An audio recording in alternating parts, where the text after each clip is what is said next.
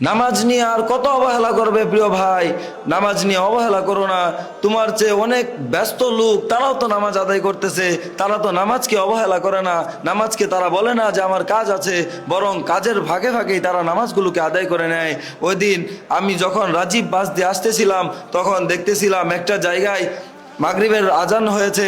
ওই মাগরিবের সময় ওই ভাইটা গাড়িকে দাঁড় করিয়ে তখন হাফ টাইম দিয়ে আমরা চলে গেলাম নামাজের মধ্যে।